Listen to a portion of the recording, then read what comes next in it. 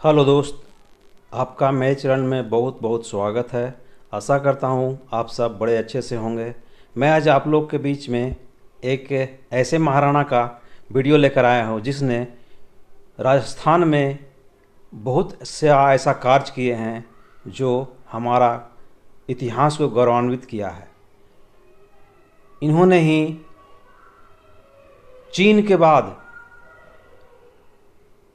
सबसे लंबी दीवार, दूसरा सबसे लंबी दीवार इन्होंने ही बनवाया और इन्होंने ही विजय स्तंभ भी स्थापित करवाया, जो आज सनातन धर्म के लिए बहुत ही गौरव का प्रतीक है। तो चलिए, ऐसे ही शासक कुंभकर्ण सिंह, महाराणा कुंभा का वीडियो लेकर मैं आया हूँ। चलिए मैं वीडियो शुरू करता हूँ। कुंभकर्ण सिंह, इनका जन्म 1417 ईस्वी में हुआ था। 1417 ईस्वी का 1468 ईस्वी में इनका देहांत हुआ। इन्हें महाराणा कुंभा के नाम से भी जाना जाता है। मध्यकालीन भारत में मेवाड़ साम्राज्य के शासक थे। वे राजपूतों के सिसोदिया वंश से ताल्लुक़ रखते थे। उनके शासनकाल के दौरान मेवाड़ उत्तरी भारत की सबसे शक्तिशाली राजनीतिक शक्तियों में से एक बन गया था। उन्हें दक्षिण एशिया में अपने समय के सबसे शक्तिशाली शासकों में से एक माना जाता है। इनका प्रारंभिक जीवन, इनका जन्म मदारिया में हुआ था, सिसोदिया वंश के एक हिंदू राजपूत परिवार में। राणा कुंभा मेवाड़ के राणा मोकल सिंह के पुत्र थे। उनकी पत्नी सौभाग्य देवी जैतमल श्रृंखला की बेटी थी, जो मारवाड़ राज में रणकोट के परमार जागीरदार थे। वे मेवाड़ के 48वें राणा थे और 1433 ईस्वी में राणा मोकल सिंह के बाद मेवाड़ के शासक बने। अपने अल्पवयस्क होने के कारण उनके रिजेंट यानी उनकी देखरेख उनकी दादी विधवा रानी हंसाबाई और उनके परदादा रनमल थे। हंसा को कुंभा की युवावस्था के दौरान उनका प्राथमिक शिक्षक माना जाता था। उनके शासनकाल के दौरान ही उन पर उनका काफ़ी प्रभाव था। जब राणा कुंभा सिंहासन पर बैठे तो उन्हें पूरा मेवाड़ विरासत में मिला, जिसमें चित्तौड़गढ़, कुंभलमेर, राजसमंद, मांडलगढ़, अजमेर, मंदसौर, ईडर, बदनौर, जालौर, हड़ौती, डूंगरपुर, बांसवाड़ा शामिल थे। कुंभा ने अपने पूरे जीवन में 56 लड़ाइयाँ लड़कर मेवाड़ के अधिकार को बढ़ाया, जिसमें कहा जाता है कि उन्होंने कोई भी लड़ाई नहीं हारी। उनकी विजय में जंगल देश, सपाल-दक्ष, मारवाड़, सारंगपुर, नरवर, हरावती, रणथंभौर, बिशलपुर, आबू, सिरोही, गागरौन और नागौर की मुस्लिम सल्तनतें भी शामिल थीं। ये मुस्लिमों के अधिकार में था, उसको इन्होंने जीता। उन्होंने सारंगपुर, नागौर, मांडलगढ़ और बनास की लड़ाइयों में कई बार मालवा और गुजरात के सुल्तानों को भी हराया। मालवा सल्तनत के विरुद्ध उनका इस प्रकार से इनका कहानी है, कैसे उन्होंने मालवा सल्तनत को हराया। मोकल इनके जो पिता थे, उनके हत्यारे महपा पवार को मांडू के सुल्तान ने शरण दी थी। महाराणा द्वारा उनके द्वारा शरणार्थी बनाए गए व्यक्ति को सौंपने की बात कही गई है। जो मांडू सुल्तान के यहाँ शरणार्थी बन गए थे, उनके पास चले गए थे, तो उन्होंने मांग किया कि जो हमारे पिता का कातिल है या हत्यारा है उसको सौंप दो। लेकिन महमूद खिलजी ने अपने मातहत शरणार्थी को आत्मसमर्पण कराने से इनकार कर दिया। महाराणा ने शत्रुता के लिए तैयारी की, युद्ध के लिए तैयारी की और मांडू पर हमला करने के लिए बहुत शीघ्रता से बढ़े। सुल्तान महाराणा कुंभा से युद्ध के लिए एक शक्तिशाली सेना के साथ आगे बढ़ा। दोनों सेनाएं सारंगपुर में मिली और शुरू हुई भयंकर युद्ध। सारंगपुर की लड़ाई के रूप में जाना जाता है। एक गंभीर, बहुत ही घनाघोर युद्ध के बाद सुल्तान की सेना हार गई और सुल्तान को मांडू किले में भागने के लिए बाध्य होना पड़ा। वो मजबूर होकर भाग गया, अपने किले में जाकर शरण लिया। महाराणा जीत के बाद मांडू के किले की भी घेरबंदी की। ऐसे हमारे महाराणा कुंभा थे। पहले तो मुग़ल सेना या मलेच्छों का सेना जो था, हमारे हिंदू राजाओं को चारों तरफ से घेर कर उनसे युद्ध करता था, लेकिन हमारे महाराणा कुंभा ने उसे ही घेर लिया। किला घेरने के बाद सुल्तान को पकड़ लिया गया। महमूद खिलजी को कैद कर लिया गया। कुछ समय कैद में रखने के बाद उसे बहुत सारा हर्जाना लेकर के उसको मुक्त कर दिया गया। राणा ने मालवा सल्तनत से गागरोन, रणथंभौर, सारंगपुर और नरवर के क्षेत्रों पर कब्जा कर लिया। उन्होंने हड़ौती के क्षेत्र को अपने कब्जे में ले लिया। इसके बाद मारवाड़ के विरुद्ध भी इन्होंने युद्ध की घोषणा की। महाराणा कुंभा के पिता की हत्या उनके अपने ही रिश्तेदारों चाचा और मेरा ने कर दी थी। हालांकि मारवाड़ के राजा राव रणमल राठौर की मदद से, जो कुंभा के पिता मोकल के चाचा और उनके संरक्षक थे, वह अपने पिता के हत्यारों को हराने और मेवाड़ की गद्दी को अपने सुरक्षित करने में सक्षम थे।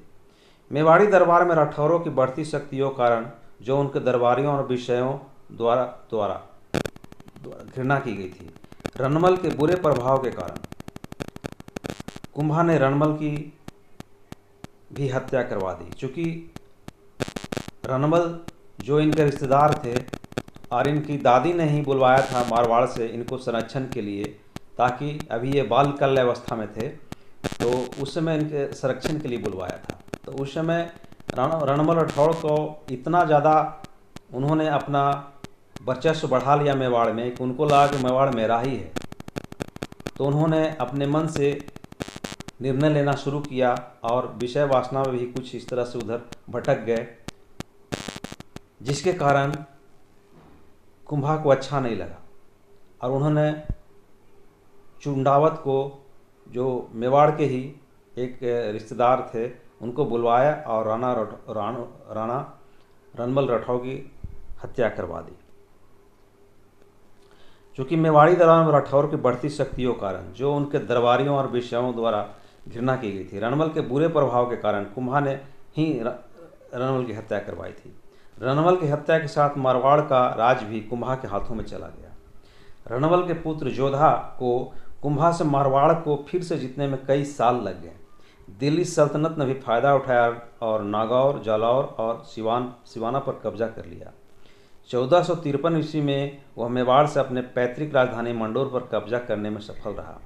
मंडोर पर कब्जा करने के बाद मारवाड़ और मेवाड़ ने एक संधि पर हस्ताक्षर किए, जिसके माध्यम से शांति बहाली हुई। राव जोधा की बेटी की शादी भी राणा कुंभा के बेटे रायमल से हुई। राव जोधा की बेटी की शादी होने के बाद कुछ शांति आया। मेवाड़ी खातों के अनुसार यह मेवाड़ की रानी हंसाबाई ही थीं, जिन्होंने अपने पोते कुंभा और भतीजे जोधा के बीच शांति की व्यवस्था की थी। अब आती है नागौर सल्तनत की बारी। ये नागौर मुस्लिम सल्तनत था वहाँ पे, और बहुत ही ज़्यादाती और बहुत ही ज़्यादा इन्होंने अत्याचार करना शुरू कर दिया था। राणा कुंभा ने वहाँ हिंदुओं के साथ कठोर व्यवहार का भी समाचार जाना और नागौर पर विजय प्राप्त करने का सोचा। नागौर के सुल्तान का पुत्र शम्स खान शरण और सहायता के लिए महाराणा कुंभा के पास भाग कर आया। चूँकि नागौर राज्य था, वहाँ गौ हत्या बहुत ज़्यादा हो रहा था, तो उन्होंने 14 लाख गायों का बचाया था राणा कुंभा ने, और ब्राह्मणों को भी वहाँ अत्याचार सहने से बचाया था। तो इस कहानी में मैं आप लोग को बता रहा हूँ, शम्स खान उनका ही बेटा था जो नागौर का सुल्तान था। तो यह ऐसा मौका आया कि नागौर पर ये योजना बना ही रहे थे हमला करने का महाराणा कुंभा, और उनका जो नागौर का जो सुल्तान का बेटा इनसे शरण मांगने के लिए आ गया शम्स खान।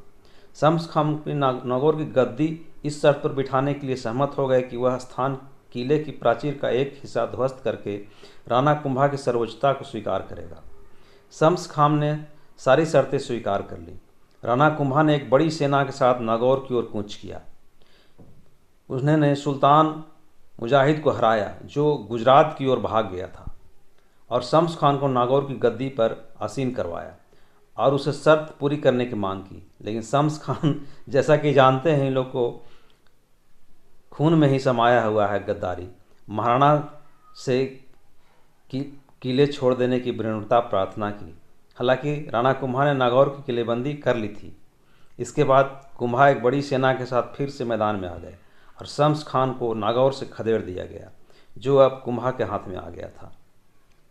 इसके बाद बारी आती है गुजरात के सल्तनत।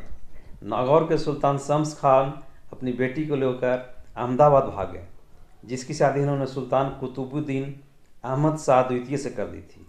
इसके बाद सुल्तान ने उनके पक्ष में आवाज़ उठाई और राय रामचंद्र और मलिक गदाई के नेतृत्व में नागौर को वापस लेने की एक बड़ी सेना भेजी। राणा कुंभा ने सेना को नागौर की ओर जाने दिया। जब वे बाहर आए और एक भयंकर मुठभेड़ के बाद गुजरात सल्तनत की सेना को करारी शिकस्त दी, बहुत बुरी तरह से हराया। मुठभेड़ के बाद उसका सफाया कर दिया। केवल कुछ ही लोग अहमदाबाद भाग के पहुँचे ताकि वो इस आपदा की खबर सुल्तान तक पहुंचा सके। अब सुल्तान ने खुद मैदान संभाला और महाराणा से नागौर को वापस छीनने का दृढ़ निश्चय किया। महाराणा उसे युद्ध के लिए आगे बढ़े और माउंट आबू पहुंचे 1513 ईस्वी में। गुजरात के सुल्तान चित्तौड़ को कम आंकने की कोशिश सोचा था, कम आंका था। आबू के पास पहुंचे और अपने सेनापति मलिक शाबान इमाद उल मुल्क को एक बड़ी सेना के साथ आबू के किले पर कब्जा करने के लिए भेजा और खुद कुंभलगढ़ के किले पर चढ़ाई की। कुंभा को इस योजना के बारे में पता था, इसलिए वह बाहर आए और उन्होंने हमला किया और इमाद उल मुल्क को बहुत मार काट से हराया और सुल्तान के वहां पहुंचने से पहले ही उसने कुंभलगढ़ पर चढ़ाई कर दी। उसने अब्बू और सिरोही के क्षेत्रों में विजय प्राप्त कर ली। अब बारी आती है मालवा, गुजरात, नागौर सल्तनत के संयुक्त हमलों से भी लड़ा इन्होंने, चूँकि ये लोग सल्तनत मालवा और नागौर दोनों मिल के इनसे युद्ध करने का सोचा, इनको हराने का सोचा। कुंभा से बार बार हारने के बाद गुजरात, मालवा और नागौर के सुल्तानों ने मेवाड़ के खिलाफ संयुक्त कार्रवाई करने और लूट का माल बांटने की तैयारी की। वह इनकी योजना भी ये था कि मेवाड़ को लूटेंगे और आपस में सब बांट लेंगे, लेकिन ये महाराणा कुंभा थे। गुजरात के सुल्तान को सोचना चाहिए था ये महाराणा कुंभा है, जिन्हें हरा पाना नामुमकिन है। गुजरात के सुल्तान कुंभलगढ़ की ओर बढ़े, लेकिन वहाँ हार गए। नागौर भी हार गए। मालवा के सुल्तान ने अजमेर तक मेवाड़ के इलाकों पर कब्जा कर लिया। लेकिन गुजरात और नागौर के सुल्तानों की हार देखने के बाद राणा कुंभा को अपने खोए हुए इलाकों पर फिर से विजय करने की अनुमति दे दी।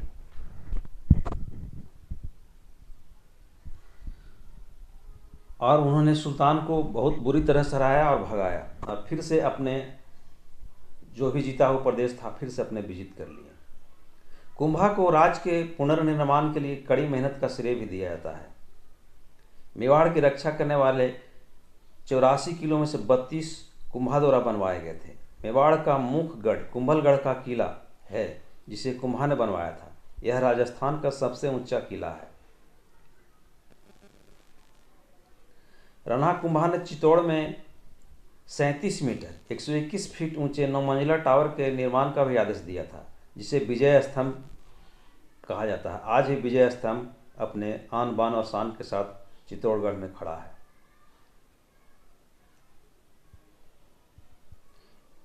टावर में हिंदू देवी देवताओं की मूर्तियों से ढका हुआ है और रामायण और महाभारत के प्रसंगों को भी उसमें पूरा गया है। इन्होंने चाइना के बाद विश्व का सबसे लंबा दीवार, चाइना के बाद इन्होंने विश्व में दूसरा सबसे लंबा दीवार बनाया कुंभलगढ़ में। ये राणा कुंभा का ही बनवाया गया है। कुंभा को बहुत ही मेवाड़ के निर्माण में बहुत इनका योगदान रहा है।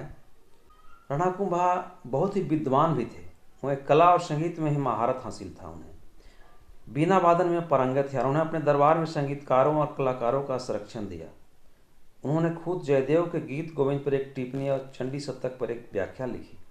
उन्होंने संगीत पर संगीत राज, संगीत मीमांसा, संगीत रत्नाकर, शुद्ध प्रबंध नामक ग्रंथ भी लिखे।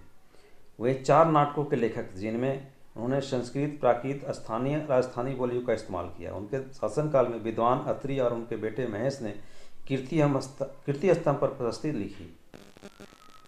तो ये हमारे महाराणा कुंभा का ये कहानी है। आपको कैसा लगा लाइक और कमेंट करके ज़रूर बताएंगे। लाइक और कमेंट करके बताने से हमारा उत्साह जो है बढ़ा रहेगा और आप लोग के बीच में इसी तरह की कहानियाँ और इतिहास में लेकर आता रहूँगा।